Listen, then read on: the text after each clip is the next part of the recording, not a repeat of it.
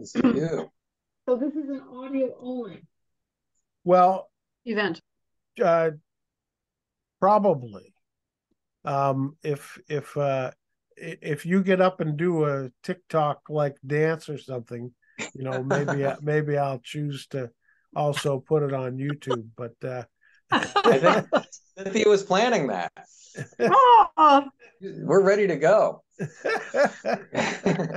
I'd have to practice those steps a bit. I'm a little rusty. Okay. Well, let me start by introducing the three of you and say that we're taking a look today at the issue of what is at least by scientists referred to as advanced chemical recycling, but the many of the ads that you hear or see simply refer to it as advanced plastics recycling or advanced recycling, and they leave the word chemical out because that tends to wake people up to the fact that it may not be all that it appears to be. And I have with me today Tom Irwin of the Conservation Law Foundation, Roger Stephenson of the Union of Concerned Scientists, and biological scientist and guru Cynthia Walter, who is going to fill us in on some of the science behind this. And what my hope is that we'll have the opportunity to sort of introduce folks to this concept, and what's happening in New Hampshire and what's happening on a national basis. And I'd like maybe Tom, if you're willing to give us sort of a background on how this came up in New Hampshire, where it's at now in terms of legislation and the current situation on the ground. I'd be happy to, Wayne. Thank you. And I guess just to frame the discussion, I'll provide a very high level description of what we're talking about when we talk about advanced recycling. And I think, we'll certainly have time to get into more of that. I'm sure Cynthia would like to do that. So just high level, advanced recycling. It's a broad term that includes a number of different technologies, some of them using high heat, some of them using chemical processes, but all of them designed to break down plastics into their constituent parts. And then it's what happens with those parts that is often in question. One of the things that often happens in advanced recycling is the products are burned, or some of the products are burned as fuel. So there's what we call plastics to fuel applications. So again, we'll get into more of that, but in terms of where we are, nationwide, the American Chemistry Council has been working in state legislatures to get advanced recycling and chemical recycling to be exempted from certain types of environmental regulations. That happened last session in New Hampshire when legislation was introduced and ultimately was passed, which exempts advanced recycling from being regulated as under the state's solid waste statutes. So it characterizes or classifies advanced recycling as manufacturing, which means that an advanced recycling facility would not be regulated as a solid waste facility. So the effect of that really is to, the concern is that New Hampshire has essentially rolled out the welcome mat for an advanced recycling facility to be located in New Hampshire. Both Rhode Island and Connecticut have rejected similar attempts there. So we're the only state in New England that has passed such legislation. And so there's a concern that we may see a facility proposed here, and we may see a lot of plastic waste coming in from out of state to be processed here through, again, one of these high heat technologies or chemical processes. And, one of the major concerns with that is the health effects, the health impacts of these processes on surrounding communities. So very quickly, last summer, after that legislation passed, Conservation Law Foundation, the Union of Concerned Scientists, and Healthcare Workers for Climate Action filed a petition with the Department of Environmental Services asking it to engage in rulemaking to ensure that we have protective regulations that will protect communities from the health hazards associated with advanced and chemical recycling. Unfortunately, the Department of Environmental Services declined to act on our petition. So this current legislative session, we all worked together and with others to bring legislation forward to try to get regulations in place to ensure better protections for communities. That legislation has evolved in a way that it no longer addresses advanced recycling specifically. Instead, it focuses very specifically on the development of rules in New Hampshire to better address and better regulate cumulative impacts. I think we view, Conservation Law Foundation views that legislation as very important. It will, we hope, lead to regulation that will better protect the health of our communities, but it does not specifically address advanced recycling. So we're concerned that we have a little bit of a gap in terms of regulatory protections right now going forward. So I'll stop there, Wayne. Well, what's the practical the practical side of treating it as a manufacturing process versus a solid waste issue? The New Hampshire solid waste statutes have very detailed regulations and fairly comprehensive statute addressing the regulation of solid waste and solid waste disposal facilities. One of the really important provisions in our solid waste law is the requirement that in order for a new waste facility to be constructed, it has to have a demonstrated substantial public benefit. That's a really important analysis, a really important step in the permitting process that we feel is critical. And that will not be triggered now. That level of review by the Department of Environmental Services will not happen with these facilities not being categorized as waste disposal facilities. Oh, okay. So so there's really no look at what the substantial public whether there would be a substantial public benefit. Correct.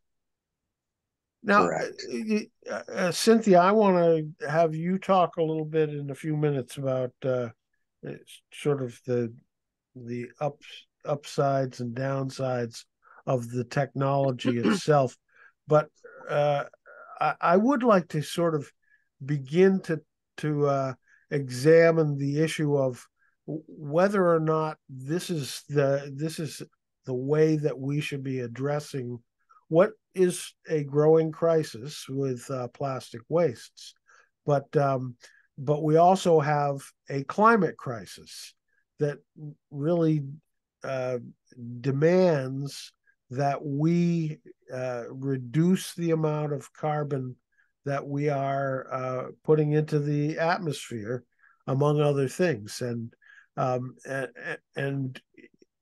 it seems to me that this idea of sort of remanufacturing the old plastics doesn't do anything about the fact that that's going to require more and more oil and hydrocarbons to be produced in order to feed the stream to begin with. And my sense is that is in direct opposition to what it is that we are trying to achieve in terms of our climate goals. Yes, I could speak to that exactly. A recent report, really substantial report by government scientists that was peer-reviewed, published, identified that the procedures, the processes that are we call advanced recycling, are 10 to 100 times more wasteful of energy than the standard old mechanical recycling and other traditional means of recycling plastic. So definitely, advanced recycling is 10 to 100 steps backwards in terms of making things worse from an energy conservation point of view. So they're not going to diminish the amount of plastic that gets produced at all. That is completely out of the picture here. So we definitely are working in many backward directions with advanced recycling and chemical recycling, not to mention the increase in toxics that everybody will be released to. So it's worse in terms of carbon, and it's much worse in terms of toxics. Bad all around. I can get into details if you want. Well, yeah, yes, and but I want to say that anybody who isn't a huge skeptic about the sincerity of the fossil fuel industry, fossil fuels industry, when it comes to climate change, when it comes to the existential problems that we face with global warming and climate change, has got to wonder whether we're not setting ourselves up for the very same thing in 10 or 20 years with this issue. Mm-hmm. Mm-hmm. Yes, I mean, I can talk to that more. Roger, I don't know if you want to talk about the climate and issues that the UCS has worked on so much in association with. Well, I got to tell you, I mean, you hit the nail right on the head. One study commissioned by the plastic manufacturers themselves found that advanced recycling generated more greenhouse gases than either landfilling plastic or burning it. And this is an anathema. I think with respect to the greenhouse gas emissions, it's the writing's on the wall. We can connect the dots with respect to keeping the door open to continuing manufacture plastics. The well-known carbon majors, Exxon, Chevron, are among the top 10 manufacturers of plastics. And this is a revenue stream for them. Indeed, if you listen to National Public Radio in New Hampshire, there's a new ad that is from some American Plastics Recycling Council. I don't know what the name is, but their slogan is use less by recycling more. That is just misleading. And the Union of Concerned Scientists entered the picture thanks to the Conservation Law Foundation pointing us in this direction. I investigated this, and New Hampshire is one of 20 states that have adopted laws to promote and encourage advanced recycling. And I see this as, and our opposition is focused on three issues. First, the technology is relatively new. It's still being tested. And sustained operations remain unproven with respect to truly recycling plastic waste. Second, claims by those in the advanced recycling industry are misleading, and industry communications is replete with disinformation. Plastics to fuels is not recycling anything except toxic chemicals. And third, industry practices are often obscure because of proprietary data and operations, and therefore the lack of transparency can lead to misleading or missing data related to harmful emissions into our air and water. And rest assured, because of the New Hampshire law at this moment, and because, as Tom mentioned, other states have not gone this route, rest assured that one of these polluting facilities could be coming to your town or a town near you, and with that, a lot of plastic waste and a lot of transportation emissions to boot. Well, I have a little bit of experience with the notion of pyrolysis, and I know that it can be done with small units as well as big units. So even a small town might see this, but it gets presented, advanced recycling or advanced chemical recycling or plastics recycling. It gets presented as a closed loop system, as if to say to all of us that, oh, this is going to be safe. You don't need to worry about your groundwater. You don't need to worry about the air. Is that a myth? Cynthia, you're the biologist. Right. I can speak to an example. Let's look at a facility that is one of those pyrolysis supposedly closed loop facilities. It's called Brightmark. It's in Indiana. And this facility is bringing in plastic waste as feedstock, which already has toxins in it. It then shreds the material. Then it puts it through this pyrolysis mechanism. Something called naphtha comes out. It then has to process that further to then turn it into fuel. It's a plastics to fuel facility. Their emissions that they have permitted from Indiana are on the target of 10,000 or so pounds of benzene per year. Now, a closed loop system that produces 10,000 pounds of benzene is not very closed in my mind. Benzene, as you know, is one of those substances that is in gasoline, for example. And so we know that we have to control the benzene in our gasoline. And a gasoline station, if you live near a couple of gasoline stations, you're exposed to enough benzene to increase your rate of cancer. Gasoline stations put out about 5 pounds of benzene a year. This facility is putting out 10,000 pounds of benzene a year. So anybody living near there has a huge risk of cancer. Now, let's make it even worse. Even though pyrolysis is supposed to be oxygen-free, as you may describe as oxygen-free, but the plastic waste that goes into the pyrolysis chamber has oxygen in it. Plastic compounds, all this plastic waste is not a pure substance. It has oxygen molecules in it, oxygen atoms in it.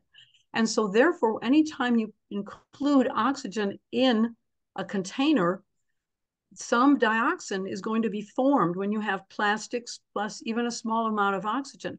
You're going to be producing some dioxins. Well, you thought that benzene was bad in terms of cancer? Dioxin that could be either in the products or released in the air Dioxin is 1,000,000 times more carcinogenic than benzene. I mean, just take a minute and think. Even if a small amount of that product, whether it's fuel that gets burned by some unsuspecting person who purchases this so-called fuel, it's supposed to be like diesel, farmers using it, a person running some, machinery is using this new diesel. They don't know that it could be releasing something like dioxin, and much less the facility itself. Now, the Brightmark facility burned. Not only is it bad when it's running normal operations, it had a huge fire, open flames for hours and hours. I have photographs of it. And so heaven only knows what the fumes were from that the facility released. So we're looking at something that's a fire risk under our accident, and it's also a huge constant 24/7, 365 source of highly toxic materials. Now, I've heard some people present the fuel that's produced by some of these systems as a biofuel, but it's obviously not biofuel. No. But can they get away with calling it that? Or is there clear laws that pertain to that would at least assure the consumer that they're not going to buy what they think is biofuel and have it be something different? Well, the trouble is, you see, each state might have different laws. Some call this alternative fuels. And the law back in the day, back in some years, there were two ways to get diesel. One way, go ahead to get it. Sorry, I've got a bit of a cold. So one way would be to get the petroleum products version of diesel. The only other way to get this alternative fuel was through plant products. So when they wrote the laws for alternative fuels, they weren't thinking, oh my gosh, there's a plastics to fuel pathway. So maybe the law doesn't protect the purchaser, and each state would be a different situation to examine. Okay. I really couldn't say how every state defines it. And she raises a good point, because Wayne, concerns about chemical recycling are increasingly high profile. Last summer, Senator Cory Booker of New Jersey, along with Jared Huffman from California, published, they sent a letter to the EPA requesting that pyrolysis and gasification continue to be regulated as municipal waste combustion units. That's it. That goes against how we have determined these facilities, but it's being examined at the federal level. The letter was signed by 35 other members of Congress and endorsed by over 45 environmental organizations. Wayne, just getting back to your question about closed loop, and I wanted to build off of comments provided by both Cynthia and Roger. I think this is classic greenwashing. Using the word recycling for these processes paints a picture for the public of a circular system. Just imagine those chasing arrows that we see on every plastic, bottle and piece of packaging that we touch. You've got these chasing arrows suggesting circularity, that plastic is going to be made, used to create some other plastic product. Well, advanced recycling is not a circular process, especially if it is resulting in a lot of that process generating something along the lines of fuel that is burned. So it's not circular. But I think it's important to note as well that even what we think of as more traditional recycling, or what's called mechanical recycling, that isn't working either for plastics. The most we have ever recycled in the United States in terms of plastics is 9%. So the bottom line is, you use the term plastics crisis. We absolutely have a plastics crisis. It's global. It has a major impact from the point of extraction to refining to the production of goods and then to the disposal of those products. But the industry has, and it's doing it right now with advanced recycling, so-called advanced recycling, it has successfully painted a picture for the public that you can keep consuming these plastic goods because they're going to be recycled. And that is just not happening. And in fact, almost a year ago, the Attorney General in the state of California initiated an investigation into what it is referring to as deceptive practices by the fossil fuel industry to continue this global proliferation of plastics by deceptively trying to convince the public that plastics are being recycled. And advanced recycling is part of that investigation. Huh. And what states have not allowed advanced recycling? Is that I don't know that any state has shut the door on advanced recycling, but there are states that have resisted the efforts to exempt advanced recycling from certain types of environmental regulation. Okay. So Rhode Island, for example. Right. Yeah, my notes indicate that New Hampshire is one of 20 states that have adopted laws to promote and encourage advanced recycling. And that's the handiwork of the American Chemical Society, American Chemical Council, lobbying state to state. Well, So, and we go can, ahead, Cynthia. wait, I can even make a point, though, that before New Hampshire even considered the term advanced recycling, in 2010, a facility up in Groveton, New Hampshire, got started by simply converting a warehouse there to process plastic waste to fuel. They didn't call it anything. Nobody had a name for it. They just did it. Now, they haven't finished the process yet. They've had a lot of problems along the way. But we call it, in New Hampshire, advanced recycling was defined only with regard to plastic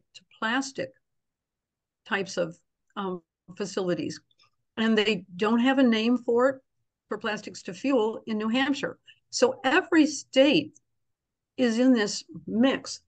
But one important term to think about is this really important term called recyclable. And in many states, including New Hampshire now, we're starting to develop this process called extender producer responsibility. It sounds like a grand idea where the producers of these plastics or paper or other things, aluminum, whatever you have, whatever the producer is, they're supposed to extend their responsibility to taking care of recycling all these materials or producing material that is quote unquote recyclable. So if the aluminum and cardboard manufacturers are doing this, they get extra benefits in these EPR laws, extended producer responsibility laws. Now, that advantage is something that the plastics and foam industry desperately wants. The public, the chemists, everybody knows that plastic and foam are not recyclable. But the industry wants us to believe that they are. So they've got the advanced recycling facilities, they've got foam collection facilities, they're doing all these things to try to make it seem as though these toxic and end of the line products are quote unquote recyclable. And if they get that status, state by state, we're in deep trouble. because there'll be no end to how much the favoritism goes to those products. Instead of saying, look, you have to shift to cardboard, which is recyclable. You have to shift to aluminum for containing, if you have to carry a drink and you can't refill your container, then, carry it in aluminum, carry it in glass, and then you can recycle those containers. That's the future we could have, but instead the plastics and foam industry want us to pretend we can have a different kind of future, and it's just not true. So,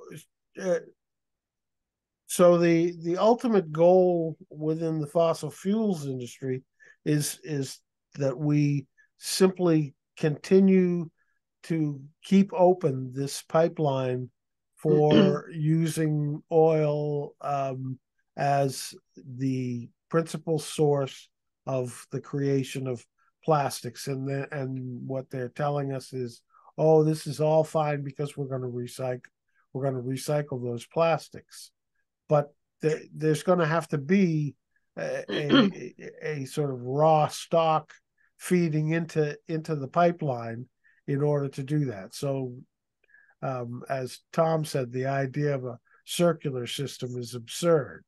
I mean, this is a straight pipeline with a couple of fancy frills on it, it sounds like. Yeah, and Wayne, you hit the nail on the head in terms of the industry.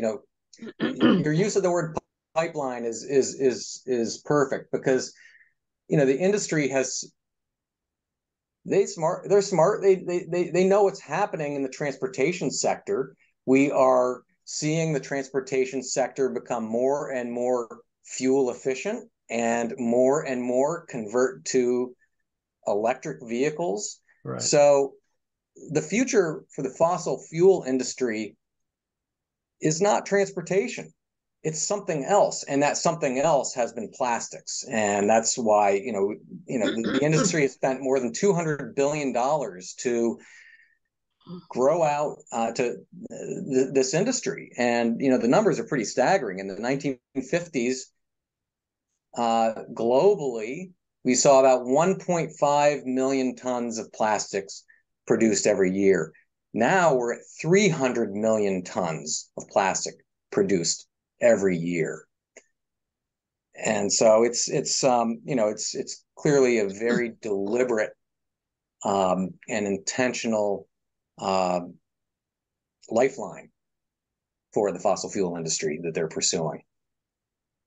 Are there any serious alternatives to oil-based plastics that are under development and look promising?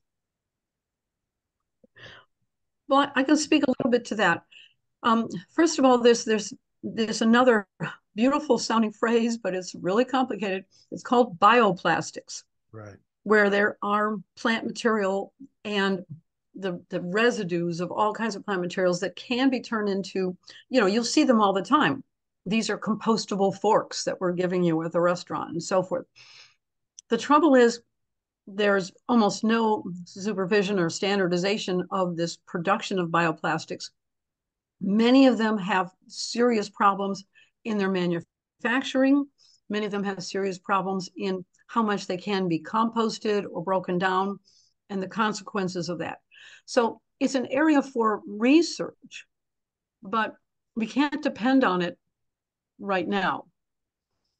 So the area where we can do significant work is in direct substitutions. For example, instead of foam and plastics for packaging material, there are a pulp material that's turning out to be a terrific substitute, and it has many engineering superior qualities to foam and plastics as packaging material. So that's and those are just like your compostable cardboard and your recyclable cardboard. These pulp materials are often used from agricultural waste and wood waste and so forth.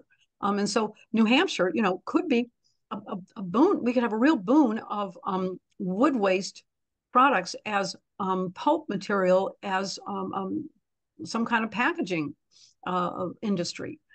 So there's alternatives here that I think are a business opportunity for not just New Hampshire, but many underemployed communities.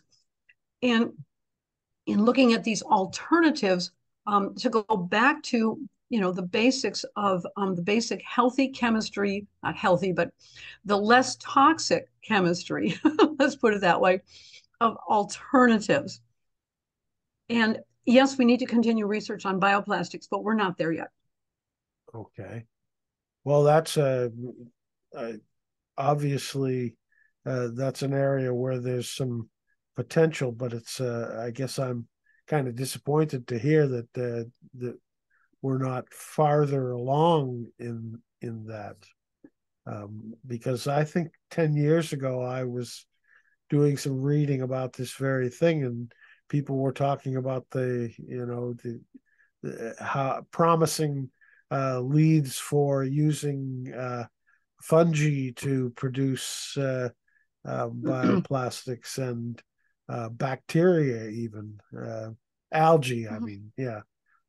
So, but we're not; those have not really advanced to any significant degree. Is that what you're telling me, Cynthia? Well, I mean, again, the fungi is a really complicated thing. There's a lot of fungi used for a lot of things, but there are some fungi that are doing some good work on packaging. But that's one group of fungi and that's one kind of packaging. So, there's exceptions. Oh, I'm sure if your listeners are here, somebody has an algal product that is scoring really well. There's one out there. But I'm just saying, in terms of how commonly available they are and how consistently they are carefully made and sourced and either compostable or, used in taken to some good end, safe end point. That's what's confusing now. So it's not, there's probably a few good items on there, a few good manufacturers, but it's not as broad as it could be. And that's the shame of it all. We have so many wonderful chemists who, instead of working on advanced recycling, they could be working on bioplastics. Right. But there's really very little sort of impetus for from the feds to do that kind of research. I mean, that's where the where the rubber meets the road in terms of this kind of research, in terms of positive effects for the future, is that government has to do a lot of that initial stuff. But let's not get bogged down in that, and because we've got a problem right now that we're trying to deal with. And Tom, you seem to suggest that we'd be better off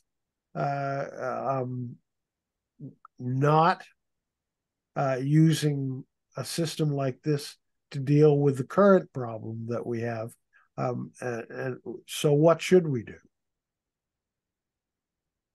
Well, I think I think we need to proceed with caution and not embrace technologies that won't deliver on the promise of recycling. We shouldn't be embracing technologies that will simply continue to fuel the proliferation of the plastics industry here in the United States and globally. It's a complicated problem, but I think, as with any waste issue, I think we have to focus heavily on reduction at the source. So using less, right. And finding alternatives that truly can be recycled. For those things where source reduction won't work, and you've got a choice between disposal or recycling. Obviously, recycling is the path to go down. But I do think, your question previously about, alternatives, and Cynthia's response is exactly right. We need to be moving to alternatives that can truly be recycled. Mm-hmm. But in the meantime, we need to reduce the amount that we're using. Yes, and I can give an example of that. There's a number of schools now, some are in New Hampshire and elsewhere, where schools had shifted to paying high costs for all sorts of disposable plastic and foam materials in their cafeterias. And even a school here in Dover and other ones have done it, where they looked at this and they looked at the bills that they're paying for buying all this stuff, the bills they're paying to haul it away, and the toxics that the children are exposed to when they eat out of all these things and drink out of all these things. And so the schools have instead purchased reusables. They purchase, metal, stainless steel flatware and china plates and glasses. And those are much safer for the children. And they cut those bills.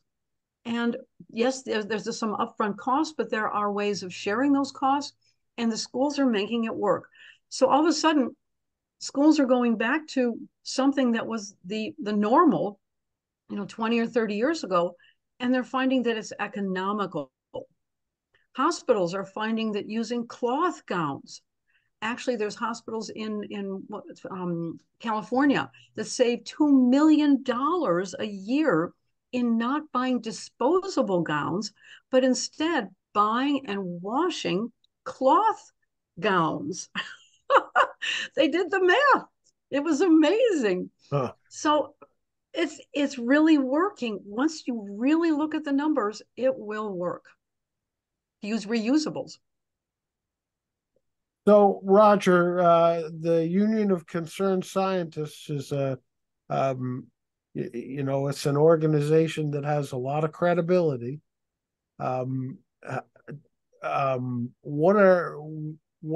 What's happening with you folks with respect to this? Have you developed a firm position statement, or are you sort of putting up warning flags for all of us to take a look at? Well, right now, and that's an excellent question, Wayne. We're looking at this very carefully. We see the connections between the messaging, the disinformation in this industry, and that of the petrochemical industry. We have an active campaign with people looking at disinformation writ large with respect to the fossil fuel industry, with respect to the disinformation related to whale mortality and offshore wind, and with respect to the claims that are being made by the advanced recycling industry. So we're looking at this carefully. We do think that as we move forward in our accountability campaign, it will fit very nicely within our campaign in the next year moving forward. Our members, clearly some very, very smart people in state legislators have, and they've admitted it to us, had the wool pulled over their eyes when they adopted laws such as the one that was passed last year in New Hampshire. Well, so your sound is, I don't know what's causing it. Your sound comes and goes. Oh, it does? Yeah, I was afraid of that. It's so there's big warning signs at any rate, and there should be a lot of skepticism for legislators and for those people who regularly communicate with their legislators on this subject, that at the very least. Yeah, that's right. And it gets also connected to the legislation that we're facing in the House now that crossover has come with respect to cumulative impacts. On Monday, one of our Kendall Fellows, Dr. Christy Ellickson, will be speaking about the science of cumulative impacts. And that's something that was brought up in legislation that we put forward earlier this year in the Senate. Can you talk a little more about that, about the concept of cumulative impacts? First I'll pass it to Cynthia, not to put her on the spot, but this came up a lot when in testimony in February. The cumulative impacts came up time and time again during that hearing. The Department of Environmental Services recognized in testimony that it's a complicated issue and they don't know a lot about it. It's probably going to be an expensive issue to monitor and regulate. But as you place one chemical on top of another, you are increasing the health burdens of populations that live nearby these facilities. And that's going to be a big, big problem. So in treating it like a manufacturing process, as opposed to a solid waste, you can just ignore all that. Is that the idea, Tom? No, fortunately not. So there will be a permitting process. The air emissions. The Department of Environmental Services will have to go through an analysis and just issue a permit regulating air emissions, for example. So what happened last year by classifying advanced recycling as manufacturing and not solid waste, it doesn't mean they get a pass on all regulation. These facilities will be regulated, but I think at least two important things. One is we lose that critically important substantial public benefit analysis that is part of solid waste regulation. And we've sent a signal to the industry that they will be welcomed here.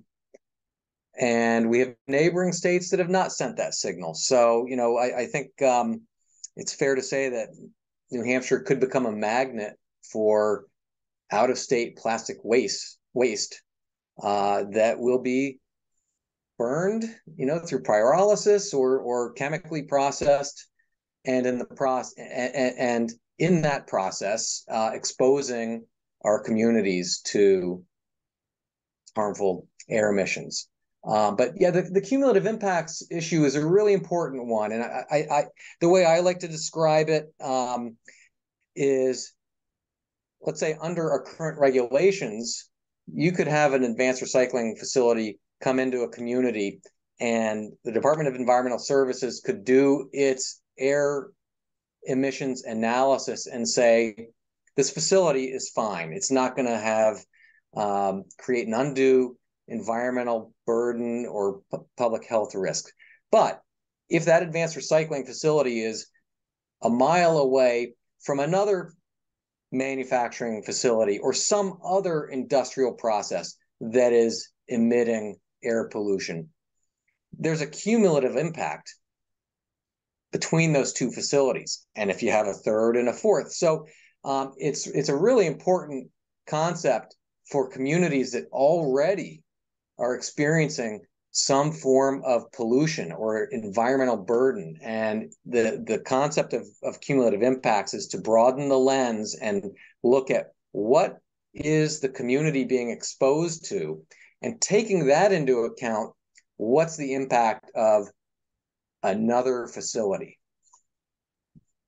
And where is there a chance that something will be passed this legislative session, or is this just going to go into years of study? I think the prospects for Senate Bill 267, which is now all about cumulative impacts, I think the prospects are very good. It passed on a bipartisan basis last month, passed the Senate on a bipartisan basis, and seems to have bipartisan support. But what it calls for is the Department of Environmental Services hiring someone to really dig into this complex issue. It is complex, as Roger said, and determine how best to regulate cumulative impacts in the areas of air, water, and waste.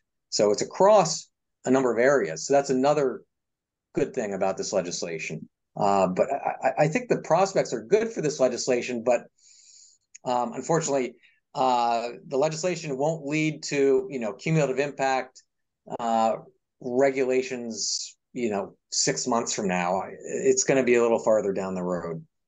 Well, but at least we're looking at that issue. I mean, I think that's a major step forward for sort of taking a more holistic approach to these toxins within our society. That's exactly right. That's right. I can add. Oh, sorry.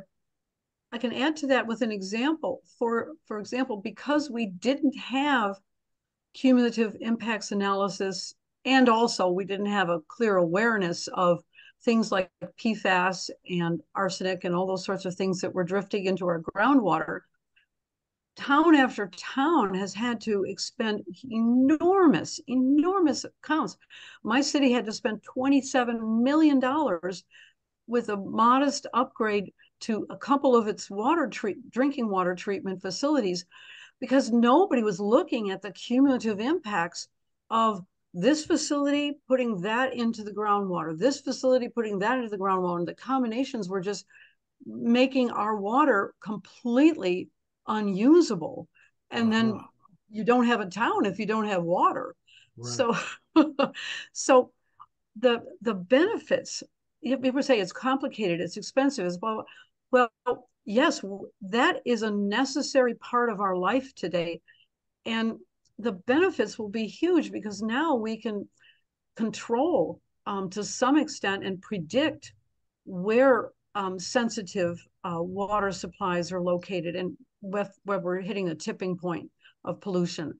And people's health will be improved. A small degradation in particulate matter results in really significant increases in heart attacks and asthma attacks, which are very expensive and obviously life-threatening for many people.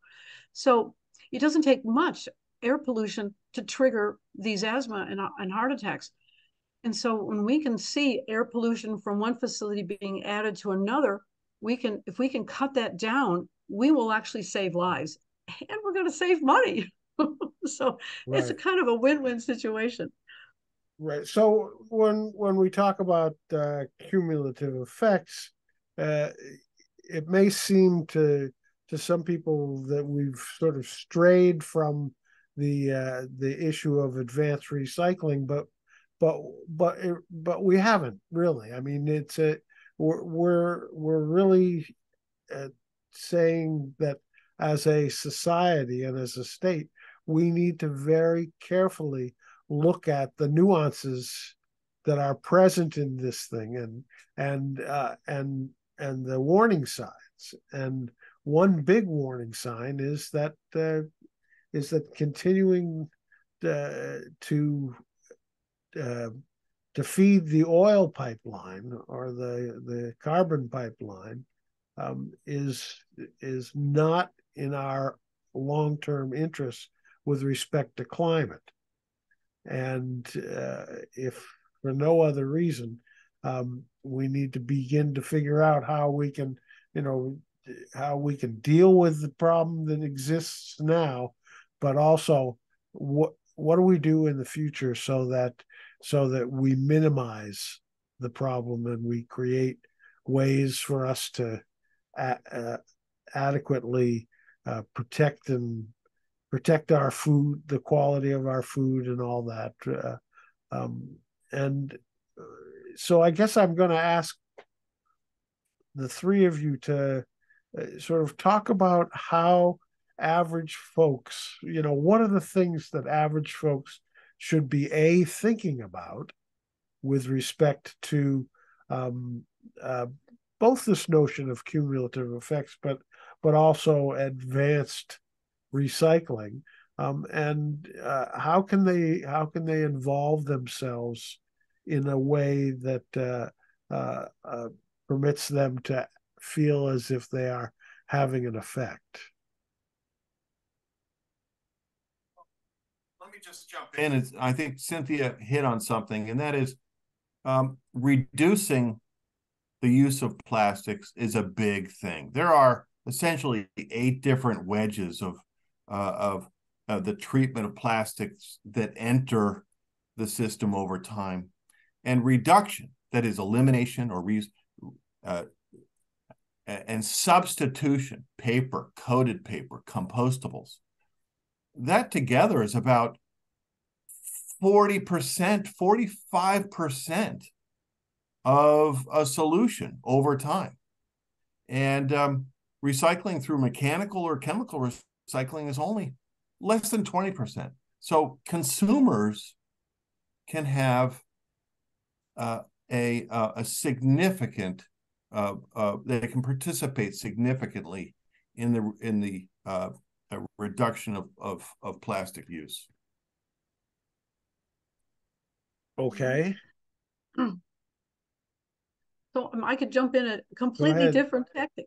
While I totally agree with everything that everyone has said, and Roger's spot on, that our personal choices, going to refilleries, going to, that's a new business, refilling things instead of buying things in plastic. You can just refill the container you have. Those are new businesses that are developing all around town, in New Hampshire and elsewhere.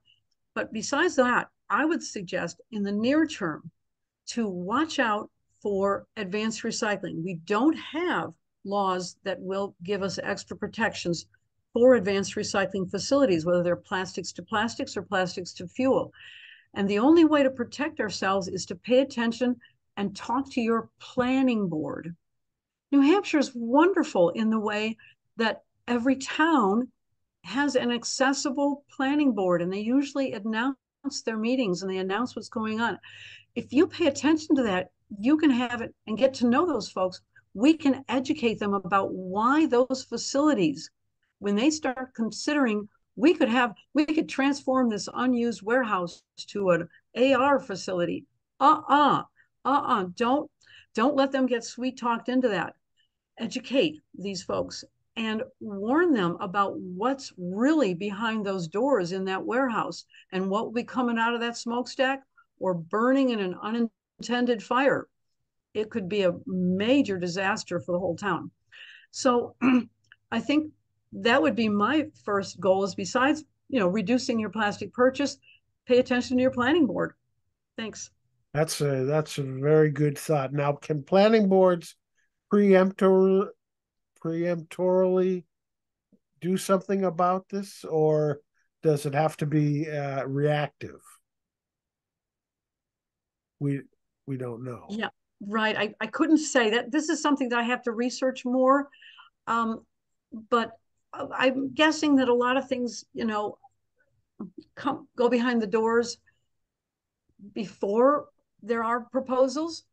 And if a community seems to be concerned about the emissions and the trucks delivering all these things, many truck deliveries will be associated with advanced recycling. A lot more truck deliveries than you can imagine would be associated with this. So just the truck traffic alone might be out of the allowances for something. So there's different ways of looking at how you could say this industry is not a good um, benefit for our community. It gives you a minimal number of jobs. It doesn't take much to run an advanced recycling facility, so you hardly get any jobs out of it. So it's not an advantage to a community to welcome them in. So Right. I don't know the law, but I'll have to look into it. Well, and yeah, unfortunately, I think, Wayne, towns will have to be proactive. Once an application has been filed under an existing zoning ordinance, that's what will govern. So I think I was going to say exactly what Cynthia said. I think people need to keep their eyes open at the local level, and work with municipal officials to be ready for this, and ideally, have ordinances in place that discourage this activity. Tom, on several times during the course of the discussion today, you've talked about waste coming from other states, and that is certainly a concern that a lot of people have in the entire solid waste area. The amount of waste that's coming from other states. I mean, what I've recently read about the proposal to put a landfill on Forest Lake in Dalton indicates that there would literally be hundreds of trucks coming through the middle of the town of Whitefield every day, bringing solid waste from other states.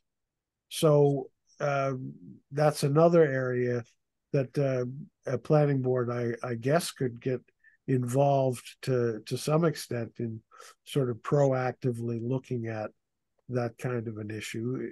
Do you think that's true, Roger? I mean, and Tom, can planning boards make those kinds of decisions regarding these other sort of ancillary issues? I do think that's one solution. We, the three of us, were strategizing about approaching the New Hampshire Municipal Association and like organizations, the Association of Planning Boards here in New Hampshire, to talk about these issues. That's where the game's going to be played. Yeah. Yeah, the issue is real in terms of out-of-state imports of waste. More than 50% of the waste that's going into New Hampshire landfills is coming from other states.